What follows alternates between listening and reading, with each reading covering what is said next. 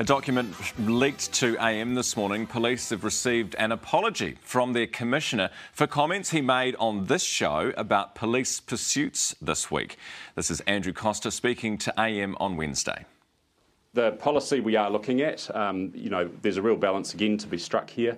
The 10 years before the policy change, we killed 60 people through police pursuits. No one has died in a police pursuit since we changed the policy. But obviously there's a balance. And the question is, well, for what offence would we be prepared to put the public at risk by engaging in a pursuit?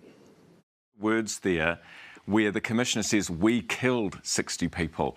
Now, there are a great many police officers in this country who have contacted our program this week, and one of them leaking this document to us this morning. It's an apology from the Commissioner. Why? Because the police, very clear, they are not responsible for those deaths. It's the responsibility of the fleeing drivers. Have a look at what Andrew Coster has said in response to this pushback from his front line. I have had some feedback expressing concern about the way I spoke to deaths from fleeing driver incidents in a recent TV interview. He goes on to say, I am very clear that the responsibility for harm caused must ultimately fall at the feet of the fleeing driver. So, joining us this morning with the fallout, Labour Minister David Parker and Nationals Paul Goldsmith. Good morning. Good morning. Morning.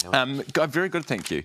Look, obviously there's a bit of angst amongst the front line. I mean, we see it here in our email inbox whenever we mention what's going on, particularly in Auckland with crime. Can you understand why officers on the front line might be frustrated? I could certainly understand.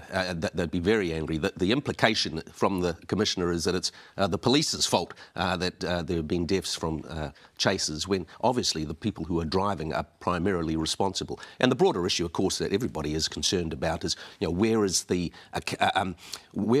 consequences for fleeing, and how do we deal with this law and order crisis that's developing on our streets, in our communities, and in our houses. When we're seeing all these drive-by shootings, we're seeing ram raids, we're seeing all this.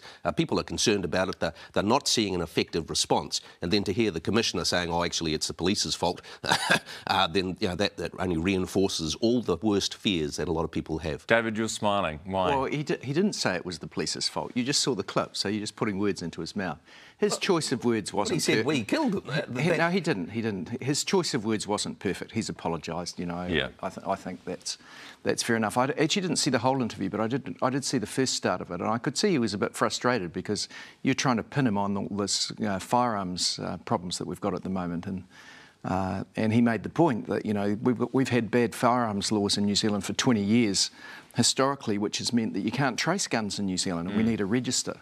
And so I think you saw a bit of his frustration coming out at the end of that interview. Didn't choose his words properly, had a bit of a kickback, and so he's apologised. He's a big man, he can apologise. I think I should say thank you. Yeah, but the thing, you say I was trying to pin him on something. What I was trying to do was get an indication of how many guns there are in the hands of criminals. Obviously, we don't know the answer, right? Yeah. So my point is, how can your government continually say we are making strides when it comes to getting guns out of the hands of criminals, when you've got no idea how many they've got? Well, you're right that we actually don't know how many guns are in New Zealand, and therefore we don't know how many are in anyone's hands. But he is right to say that we've tightened the gun laws, that we've got rid of the semi-automatics, that we've introduced laws that make for a gun register so that everyone has to have a gun on a register. Yeah. And then you can hold the people to account who've no longer got their gun because they've given it to a gang. Now, those things, we used to have a gun register. When I first got a gun licence, we had a gun register. The country got away with that, did away with it quite wrongly. We're bringing it back. Yeah. But it'll take a while for them. But against that, of course, you have the general sort of mood and the message of this government, which is effectively soft on crime. And 1,700 more police, an anti-gang unit, neither of those funded by you. But total mixed messages around gangs. We're going to fund them to do courses and things like that. Real mixed messages, and a sense that there's an excuse for every crime. Resources to the police. That 1,700 filtered through, and that's what ban semi-automatics. One at a time. Yeah. So can I just ask you both a question, personally, mano to mano, not as politicians? Do you think, a car does a ram raid on a dairy? Yeah. Police officer sees that car fleeing. Do you think they should chase it? Well, the current approach of absolutely never chasing anything is not appropriate. But I do think you it think needs to be reviewed? There has to be some kind of... Oh, no, but let's just keep this simple. You're a cop, you see a car, smash into a window, and then steal and take off. Do you think you should chase? Because I sort of think you should. Like, that's the point of the cops. I think the answer is normally yes, but not always. I mean, if someone starts to drive really fast and erratically in a way that's putting bystanders at risk, according to the cop in the car, then I think they are sometimes wise to say, look, we're not going to continue this particular pursuit because we know bystanders. Yeah, but that was always the case. Well, that's the thing. That was the previous policy. So you're advocating. No. You just asked me whether I thought they should normally chase them, and I do think they should normally chase them, but that doesn't mean to say they always should. But they are catching them though. That's one of the other points he made in that interview. You know, and there was one recently where there were 9 kids involved, and they picked up all 9 kids. So yeah, but they're probably out on the street the next night doing the same thing again, having been patted on the head, and that's the problem. There are no consequences, and the message they've got is put your foot down and nobody will chase you, and we can all see the consequences for that, and that's why we need to rebalance that. I think you might be right. I mean, even the Commissioner said this week he is looking at that policy. Yeah, well, I mean, that's an issue to him, and you know, you might be right. You might be right that they're giving up too easily, but that's an issue for them. Yeah, and they are going to address that. I want to move on to China, because China this week, well, we're smearing them, according to Beijing. The Prime Minister's visit with Biden in Washington at the White House. So should we be worried about our trade with China after their reaction this week? Oh, look, you know, we've got an independent foreign policy in New Zealand. We long have, actually, under successive governments, and we protect that dearly. We criticise human rights abuses where we see it. We push against things that we don't like in the Pacific. We've got deep relationships in the Pacific, so we don't need to panic when someone criticises us.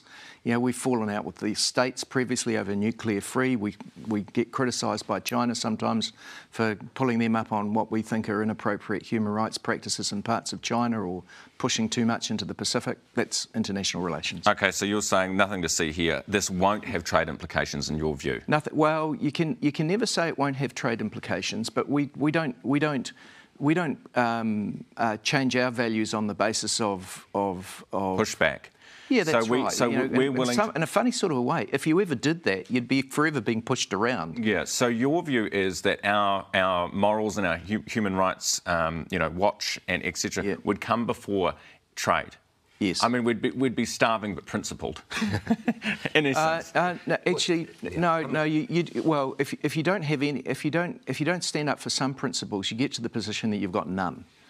What do you think, Paul? Yeah, I mean, obviously you've got to be sensitive to other countries' view of the world, but New Zealand does need to be consistent in its views on these things, and I absolutely agree with the government in the sense that we've been consistent with our views around human rights. You don't have to jump up and down and be in their face all the time, and it's about getting that balance right, and I think we have in most instances.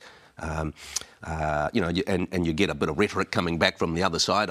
They referred in the Global Times to gangster logic. I think they were confusing the law and order sort of stuff with the situation that's going on in the ram raids, perhaps. But look, it's a very important trading relationship, and our security relationships are equally important. And so, it's a real challenge for all governments to navigate that way. I was also pleased to see some of the Pacific Island countries themselves standing up. You know, they've got sovereign rights themselves. They're not going to be pushed around by anyone. Saying no, thank you. And they know that we're at their side. You know, we've helped them vaccinate their populations. We help them economically. We're long and trusted partners, as are Australia. Well, it'd be nice if we visited them. Where the hell's Nanaia Mahuta? Well, she was in Fiji a couple of weeks ago, but weeks ago. No, she wasn't. Not a couple of weeks ago. It was a couple of months ago. And Penny Wong's been in office a week. She's basically done a tour of the Pacific. Twice. Hey, look, I heard from Paul's leader that we should be over there panicking in response to this thing that's happening with China this week. We don't need to panic. We've got deep relationships with the Pacific. Hey, very quickly, monarchist or Republican? Keep the Queen? I love the Queen, and I'm happy with the current arrangements. Very good. And David? I would never want to move to an elected president. I like our arrangements, whether the head of state is the Queen or someone else is a... What's wrong with electing a president? That could be a future job for you, David. I'd rather take it by coup. And there it is.